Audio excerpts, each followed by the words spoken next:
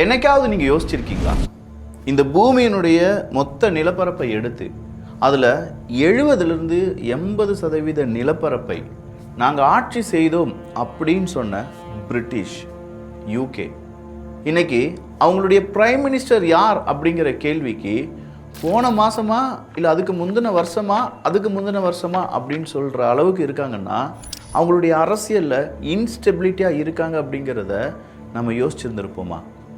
கடந்த 10 வருடங்களில் யூகே மக்கள் அவங்களுடைய 7வது பிரைம் மினிஸ்டரை பார்க்க போகிறார்கள் அப்படிங்கிறது எவ்வளவு பெரிய வியப்பான ஒரு விஷயம். ஸ்டார்மர் அவர்கள் அவருடைய பதவியை ராஜினாமா பண்ணுறார்.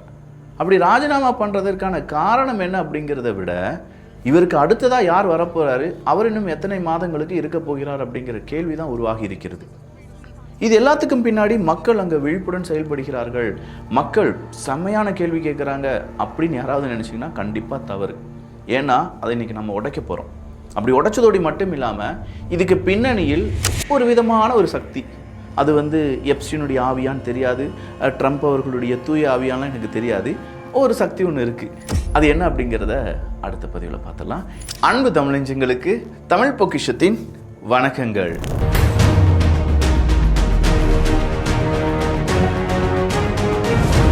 பல நாடுகளை நம்ம எடுத்து பார்க்கும்போது ஒரு பக்கம் எலெக்ஷன், அது சம்மந்தமான பல செய்திகள், இன்னொரு பக்கம் வேர்ல்டு வார், எப்பா அவ்வளோதான் எக்கானமி அப்படிங்கிறது கொலாப்ஸ் ஆகிட்டு இருக்கு அப்படின்னு சொல்லி ஏகப்பட்ட ஜாப் லாஸ் அப்படிங்கிறதெல்லாம் உருவாகுது. இப்போ நடந்துட்டு இருக்கிறது எல்லாமே ஒரு இன்ஃபர்மேஷன் வார் தான். இந்த வாரில் யார் சரியான டூலை சரியான நேரத்தில் சரியான டெக்னாலஜியை வச்சு யூஸ் பண்ணுறாங்க அவங்க தான் வின் பண்ணுறவங்களா அறிவிக்கப்படுகிறார்கள். ஸோ இந்த ஏஐ உலகத்தில் ஒரு பிரம்மாஸ்திரா அப்படின்னு சொல்லி அறியப்படக்கூடியது கிளாட் மட்டும்தான். கிளாட் நீங்கள் ஒரு ஜாப்ல செஞ்சுட்டு இருக்கீங்க அப்படின்னா ஒரு மாதத்தில் கொடுக்க வேண்டிய உங்களுடைய அவுட்புட்டை ஒரு வாரத்தில் உங்களுடைய கம்பெனிக்கு உங்களால் கொடுக்க முடியும். இதனால் உங்களுக்கு ஈஸியாக அடுத்த கட்ட ஜாப் இல்லாட்டி உங்களுடைய சேலரி ஹைக் அப்படிங்கிறத செய்ய முடியும். இல்லைப்பா நான் ஒரு ஃப்ரீலான்சராக இருக்கேன்னா சார் ஒரு வாரத்தில் கொடுக்க வேண்டியதை கிளாட்லாம் யூஸ் பண்ணி ஓரிரு தினங்களை நம்மளால் கொடுக்க முடியும், அடுத்த ஒர்க்கை பிடிச்சிடலாம், ஈஸியாக அடுத்தடுத்த லெவலுக்கு நம்ம போயிடலாம். இல்லைப்பா நான் ஒரு கம்பெனி வச்சு நடத்துறேன் அப்படின்னு சொன்னால் ஒரு டீம் செய்ய வேண்டிய வேலையை கிளாட் ஒரு சில தினங்களே உங்களுக்கு செஞ்சு கொடுத்துரும். உங்களுக்கு டைம் அப்படிங்கிறத சேவ் பண்ணலாம், மணி அப்படிங்கிறத சேவ் பண்ணலாம், அடுத்த கட்ட வளர்ச்சி அப்படிங்கிறத பார்த்துடலாம். இது கூகுளுக்கும் மெட்டாக்கும் தெரிஞ்சனால தான் கிளாட்லலாம் பல பில்லியன் டாலர்ஸ் அப்படிங்கறத இன்வெஸ்ட் பண்றாங்க.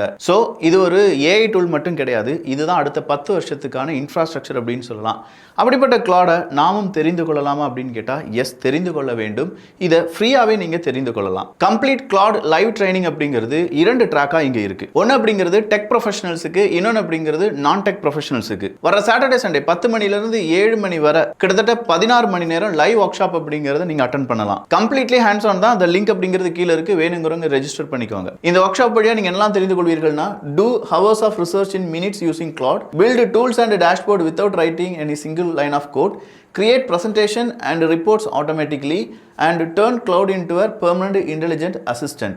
இது எல்லாமே அவுட் ஸ்கில் உங்களுக்கு ஃப்ரீயா ப்ரொவைட் பண்றாங்க. கிட்டத்தட்ட 10,000 ரூபாய் இருக்கக்கூடிய இந்த 2 days லைவ் செஷன் அப்படிங்கிறது ஃப்ரீயாவே நீங்க அட்டெண்ட் பண்ணலாம். அதுக்கான லிங்க் கீழே, சைன் அப் பண்ண வேண்டியதுக்கான லிங்க் கீழே இருக்கு, வேணுங்கிறவங்க இந்த ஆஃபரை பயன்படுத்திக்கோங்க. 2009 ஜெஃப்ரி எப்ஸ்டீன் இருக்கான்ல, அவனை அரெஸ்ட் பண்ணி அவனை ரிலீஸ் பண்ணுறாங்க. அந்த நேரம் ஒருத்தர் இந்த எப்ஸ்டீன் கூட பேசியிருக்கார். அவருடைய பெயர் என்ன அப்படின்னு பார்த்தீங்கன்னா மேண்டல்சன் அப்படின்னு சொல்லுவாங்க. இந்த மேண்டல்சன், ஜெஃப்ரி எப்ஸ்டீன் இவங்களுடைய உரையாடல் என்ன அப்படிங்கிறத நான் இங்கே சொல்லிடுறேன். மேண்டல்சன் கேட்குறாரு, ஹவு ஷால் வி செலிப்ரேட், நம்ம எப்படி கொண்டாடுறது? Epstein with grace and modesty. Grace அமைதி, மாடஸ்டி அப்படின்னு சொன்னால் நீங்கள் அப்படி நினச்சிடாதீங்க. கிரேஸ், மாடஸ்டி இந்த 2 பேரும் ஸ்ட்ரைப்பர்ஸ் அப்படின்னு சொல்லுவாங்க. அதாவது தன்னுடைய ஆடையை கொஞ்சம் கொஞ்சமாக கலைந்து எதிரே இருக்கக்கூடிய அவங்களுடைய உடலை காண்பித்து அவங்களுடைய இச்சைகளை தூண்டக்கூடிய 2 பெண்கள். அவங்கள அடிமையாக வச்சுருந்தாங்க, பெண்களெல்லாம் அடிமையாக வச்சுருந்தாங்கிறது நமக்கு தெரியும். ஆனால் இவனுங்க பேசினது இதுதான். அதுக்கு கீழே Mandelson wrote, how is freedom feeling, சுதந்திரம் எப்படி இருக்குது அப்படின்னு சொல்லி. அதுக்கு எப்ஸ்டீன் சொல்கிறார், she feels fresh, firm and creamy. Mandelson அதுக்கு எப்ஸ்டீனுக்கு பதில் கொடுத்துருக்கார், நாட்டி பாய். என்னடா இது கருமாந்திரம், இந்த மாதிரி கதைகளெல்லாம் இங்கே வாசிச்சுட்டு இருக்கே விக்கி அப்படின்னு கேட்டால், சார் இந்த மேண்டல்சனுடைய பெயர் இந்த எப்ஸ்டீன் ஃபைல்ஸு அவங்க வெளியிட்டாங்க பார்த்தீங்களா, ஆயிரக்கணக்கான முறை வந்திருக்கு. அப்படிப்பட்ட மேண்டல்சன் யார் தெரியுமா, எவ்வளோ பெரிய ஆள் தெரியுமா? அதெல்லாம் தெரிந்து கொள்வதற்கு நம்ம டோனி பிளேயர் அவர்களுடைய காலத்திலேருந்து பின்னோக்கி போக வேண்டியதாக இருக்குது. விக்கி நீ இந்த கனெக்டிங் த டாட்ஸை மறுபடியும் தொடங்கிட்டியா அப்படின்னு சொல்லி யாருக்காவது டவுட் இருந்துச்சுன்னா எஸ், ஸ்டார்ட் பண்ணியிருக்கோம். புது எபிசோடு ஒன்று நம்ம ஸ்டார்ட் பண்ணியிருக்கோம். எஸ்ஓஎஸ் இந்த கனெக்டிங் டாட்ஸ் அப்படிங்கிறத மறுபடியும் நம்ம தொட்டிருக்கோம். இதில் மேண்டல்சன் அவர்களுடைய பெயரை இழுத்திருக்கேன், டோனி பிளேயர் அவர்களுடைய பெயரை இழுத்திருக்கேன். என்னென்னு பார்த்துடலாமா? இதுக்கெல்லாம் முன்னாடி நம்ம தெரிந்து கொள்ள வேண்டியது அடுத்ததாக ஜூலை மாதம் மிட் ஜூலையில் யாருப்பா யூகேனுடைய பிரைம் மினிஸ்டராக வரப்போகிறாரு, யாருக்குப்பா வாய்ப்பு இருக்குது அப்படின்னு கேட்டால் எனக்கு தெரிஞ்ச நண்பர்கள்ட்ட நான் ஃபோன் பண்ணி கேட்டுட்டேன். ஏகப்பட்ட வெப்சைட்டை துளாவிலாம் பார்த்துட்டேன். அப்படி பார்க்கும்போது எனக்கு கிடைச்ச பெயர் என்ன அப்படின்னு பார்த்தீங்கன்னா ஆண்டி பெர்னம் அப்படின்னு சொல்கிறாங்க. யாருப்பா இந்த ஆண்டி அப்படின்னு சொல்லி பார்த்தா அவர் தான் மேயர் ஆஃப் கிரேட்டர் மான்செஸ்டர், முன்னாள். இப்போது எம்பியாக செலக்ட் செய்யப்பட்டிருக்கிறார் அப்படிங்கிற தகவல் எல்லாமே வெளியாகி இருக்கிறது. நெக்ஸ்ட் பிரைம் மினிஸ்டர் சூன் அப்படின்னு சொல்கிறாங்க. ஆண்டி பெர்னம் அவர்களுக்கு தமிழ் பக்ஷம் சார்பாகவும் யூகேவினுடைய மக்கள் சார்பாகவும் வாழ்த்துக்கள். அப்போ இந்த ஆண்டி பெர்னம் அப்படிங்கிறவருடைய பற்றி நம்ம பார்த்துட்டோம். இனிமேல் பார்க்க போகிறோம். ஸோ நம்ம இப்போ பார்க்க வேண்டியது ஸ்டார்மர் அவர்கள், அவருக்கு பின்னாடி டோனி பிளேயர் அவர்கள். ஃபர்ஸ்ட் நம்ம தெரிந்து கொள்ள வேண்டியது யூகேயில் இருக்கக்கூடிய லேபர் பார்ட்டி அப்படிங்கிறது தான். லேபர் பார்ட்டி அப்படின்னு சொன்னோன்னே உழைப்பாளி இல்லாத நாடு தான் அப்படின்னு சொல்லி நீங்கள் யாரும் பாடலாம் கூடாது. Labour party workers union socialism அப்படின்னு சொல்லி ஏதோ இந்த கம்யூனிஸ்ட் பார்ட்டி மாதிரியே கொஞ்ச நாள் ஒர்க் அவுட் ஆகிட்டு தான் இருந்துச்சு. அதன் பிறகு டோனி பிளேயர் அவர்களுடைய காலத்தில் அது எப்படி மாறுது அப்படின்னு பார்த்தீங்கன்னா இது யூகே மக்களுக்கு தான் புரியும். நீங்கள் இந்த வரலாறை கொஞ்சம் உன்னிப்பாக கவனித்தா உங்களுக்கு புரியும். டோனி பிளேயர் அவர்களுடைய காலத்தில் business friendly, corporate friendly, globalisation friendly அப்படின்னு சொல்லி மாறியது. இந்த மாற்றத்துக்கு டோனி பிளேயர் அவர்களுடைய மூளையாக செயல்பட்டது யார் அப்படின்னு பார்த்தீங்கன்னா வேறு யாருமே கிடையாது, அண்ணன் பீட்டர் மேண்டல்சன் அவர்கள் தான். அதாவது எப்ஸ்டீன் கூட அந்த மஞ்ச பத்திரிகை மாதிரி அந்த கஜமுஜா குஜிலி மஸ்லாம் எழுதி மெசேஜ் அனுப்பிட்டு இருந்தார்ல, அதே பீட்டர் மேண்டல்சன் அவர்கள் தான். அப்படிப்பட்ட இந்த டோனி பிளேயர் அவர்களுடைய ஆட்சி 2 முறை கவிழ்வதற்கு காரணம், அதாவது கவிழ போச்சு அப்படின்லாம் சொல்லி அந்த கதை உங்களுக்கு தெரியுமா? 1998 லோன் ஸ்கேண்டல் அப்படின்னு சொல்லி ஒரு லோன் ஸ்கேண்டலில் மாட்டுறாங்க. 2001 பாஸ்போர்ட் கான்ட்ரவர்சி அப்படிங்கிறதுல மாட்டுறாங்க. இப்படின்னு சொல்லி அந்த காலத்திலே யூகேல இந்த பிரச்சனைகள் இருந்திருக்கு. ஸோ இந்த பீட்டர் மேண்டல்சன் அப்படிங்கிறவர் பற்றி, இந்த டோனி பிளேயர் பற்றி நம்ம பார்த்துட்டே இருக்கும்போது 2002 வந்துருச்சு. என்னடா விறுவிறுன்னு 2002க்கு கொண்டு நிப்பாட்டிட்ட. இந்த நேரத்தில் எப்ஸ்டீன் ஃபைல்ஸ் ஜெஃப்ரி எப்ஸ்டீன் கூட இந்த மேண்டல்சன் அவர்கள் நட்பாக மாறுகிறார்.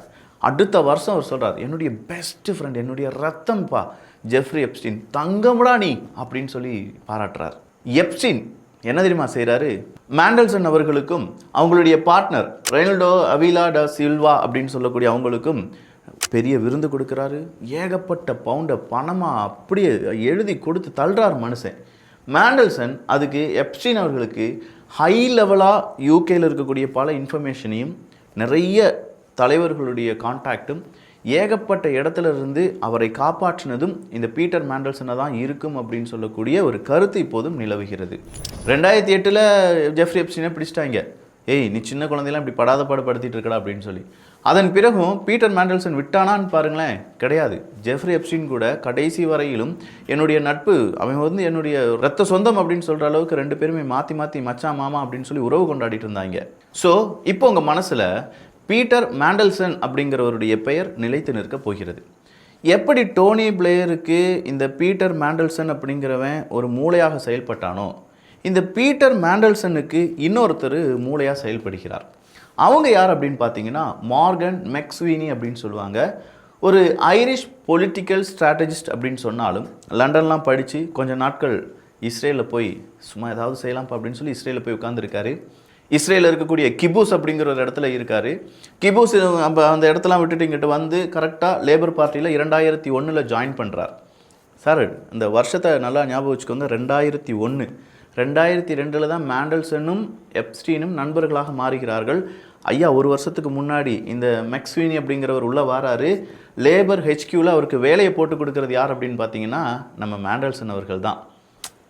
அப்படி வேலையை போட்டு கொடுத்தது மட்டும் இல்லாமல் எக்ஸ்காலிபர் அப்படிங்கிற ஒரு பெரிய அமைப்பை உருவாக்குனவரும் மேண்டல்சன் தான். எக்ஸ்காலிபர் அப்படிங்கிற அந்த அமைப்பில் டேட்டா பேஸில் டேட்டா ஒர்க் அப்படிங்கிறதையும் இந்த மெக்ஸ்வீனி அவர்களுக்கு கொடுக்கிறார் மேண்டல்சன் அவர்கள். ஸோ இந்த மேண்டல்சன் அவர்கள் கூட சேர்ந்த இந்த மெக்ஸ்வீனி அவர்கள் மறுபடியும் இந்த லேபர் பார்ட்டியை எங்கே மாற்றுறாங்க அப்படின்னா சென்டர் ரைட் ஃப்ரெண்ட்லி அப்படிங்கிற அந்த ரைட்ஸ் வலதுசாரி அமைப்பாக அதை மாற்றுவதற்கான பெருமுயற்சிகளில் ஈடுபட்டு இருந்தாங்க. சரி, இப்போ தான் நாம் முக்கியமான ஒரு தருணத்துக்கு வரோம். அது வேறு எதுவும் கிடையாது. எப்படி டோனி பிளேயருக்கு மூளையாக மாண்டல்சன் அவர்களும், மாண்டல்சன் அவர்களுக்கு மூளையாக மெக்ஸ்வீனி அவர்களும் இருந்தாங்களோ, அதே மாதிரி நம்ம ஸ்டார்மர் அவர்கள் இப்போது யூகேலேருந்து ரிசைன் ஆகி போகிறார் பார்த்தீங்களா, அவருக்கு ரொம்ப முக்கியமான ஒரு நபராக இருந்தவர் தான் மெக்ஸ்வீனி அவர்கள். இந்த மெக்ஸ்வீனி அவர்கள் இந்த ஸ்டார்மர் அவர்களுக்கு ரொம்ப முக்கியமான உறவுகள் இருந்ததுனால மெக்ஸ்வீனி அவர்கள் சொல்கிறத ஸ்டார்மர் அவர்கள் கேட்டாங்க. அதனால தான் பீட்டர் மாண்டல்சன் அப்படின்னு சொல்லி அந்த எப்ஸ்டீன் ஃப்ரெண்ட் ஒருத்தன் இருக்கான் பார்த்தீங்களா, அவனை அமெரிக்காவினுடைய வாஷிங்டனுடைய அம்பாசிடராக போட்டாங்க அப்படிங்கிறதும் ஒரு கருத்து இருக்குது. அதன் பிறகு எப்ஸ்டீன் ஃபைல்ஸ் வெளியில் வர வேண்டாம், இந்த பீட்டர் மாண்டல்சன் அவர்களால் ஸ்டார்மர் அவர்களுக்கு நிறைய நெருக்கடி இருக்குது அப்படிங்கிறதுனால அவரை அந்த அம்பாசிடர் பதவியிலேருந்து தூக்குறாங்க. இப்படி தூக்குறதுக்கு முன்னாடி ஸ்டார்மர் அவர்களுக்கும் யூத குடும்பத்துக்கும் இடையே ஒரு கம்யூனிகேஷன் இருக்குது, கனெக்ஷன் இருக்குது. அவங்களுடைய மனைவி ஒரு யூத இனத்தை சார்ந்தவங்க, இஸ்ரேலேருந்து வராங்க. அதே மாதிரி மெக்ஸ்வீனி அவர்களும் கொஞ்ச நாள் இஸ்ரேலில் இருந்தாங்க அப்படின்னு சொன்னேன்.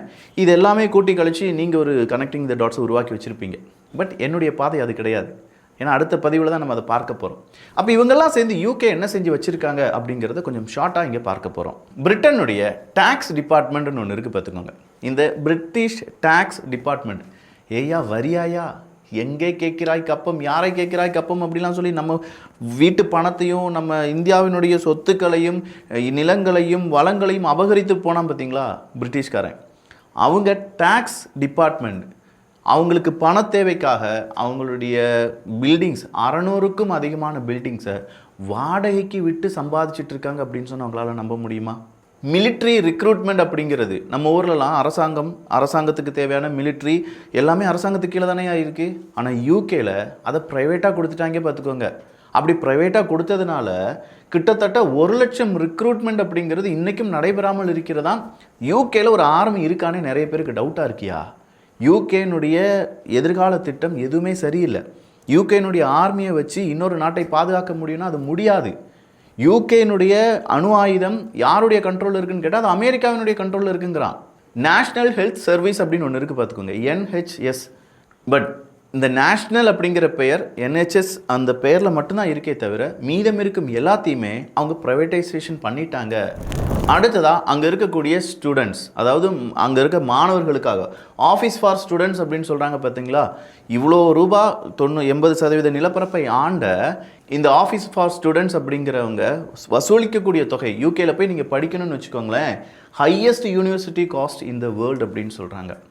இவங்களாம் அதை ஃப்ரீயாக கொடுத்துருக்கணுமா வேண்டாமா? ஆனால் கொடுக்கலையா.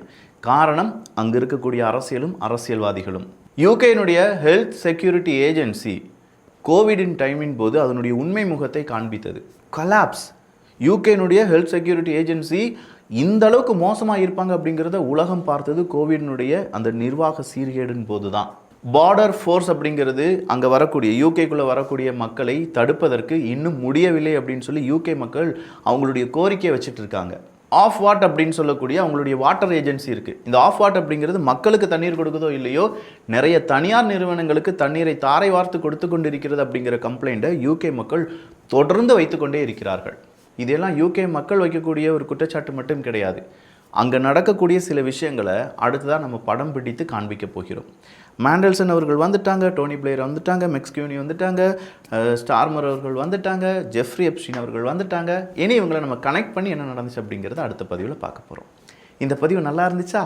இதே மாதிரி அடுத்த பதிவு நல்லா இருக்கும். நல்லா இருந்துச்சு அப்படின்னா நீங்கள் பாராட்டலாம். அந்த பாராட்டி கீழே கமெண்ட்ஸாக வந்தால் நல்லா இருக்கும்.